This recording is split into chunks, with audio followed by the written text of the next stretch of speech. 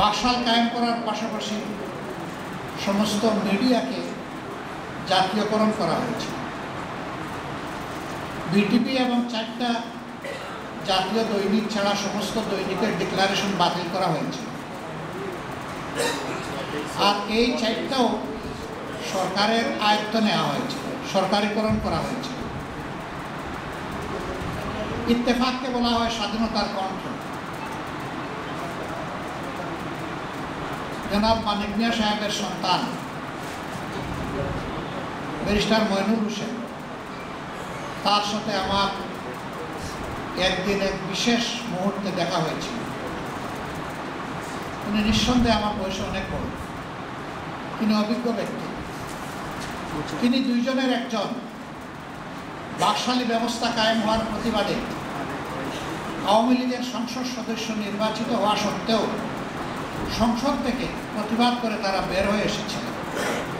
General Usmani, তরুণ মইনুল হোসেন, এই দুইজনের প্রতিবাদ সেদিন ছিল কার্যত সিংহের গর্জন। একদলীয় শাসনের সামনে দাঁড়িয়ে এইটুকু প্রতিবাদ করার সাহস বাকি কারো হয়নি। তারে জিজ্ঞেস করেছিলাম যে আপনি কি আপনার জীবনের খুবই গুরুত্বপূর্ণ একটা স্মৃতির কথা বলবেন? তিনি আমাকে বলেছিলেন, স্মৃতি বলবো না, বিস্মৃতি বলবো। আমি বলেছিলাম আপনি যেটা পছন্দ করেন। তিনি তখন আমাকে বললেন, দেশের শাসক একদিন সকালবেলা আমাকে নাস্তার দাওয়াত দিল। আমি তার বাসায় হাজির হলাম, নাস্তার টেবিলে সাজানো। তিনি সামান্য সৌজন্যমূলক কথা বলেই আমাকে বললেন, তুমি কি জানো আজকে কেন তোমাকে এখানে আমি দাওয়াত করে ডেকে এনেছি?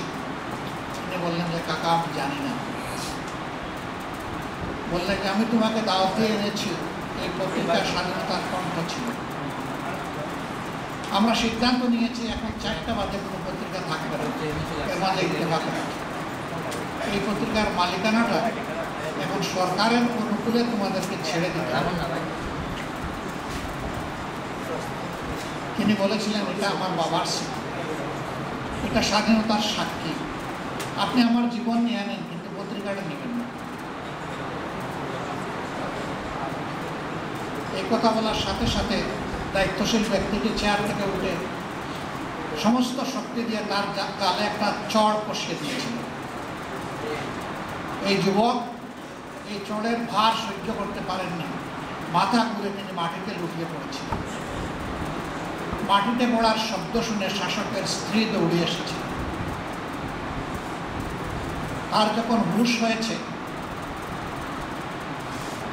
তখন তিনি তার পরম শ্রদ্ধেয় স্বামীকে জিজ্ঞেস করেছেন, কি হয়েছে, মইনুল মাটিতে কেন? তিনি বলেছিলেন এটা তোমার ফাংশন নয়, তুমি চলে যাও। মইনুল হোসেনের তখন হুঁশ ফিরে এসেছে।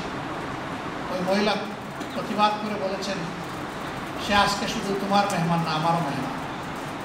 মেহমানের সাথে যে আচরণ হয়েছে আমি জানতে চাই না কি হয়েছে, আমি এর জন্য দুঃখিত, আমি ক্ষুব্ধ।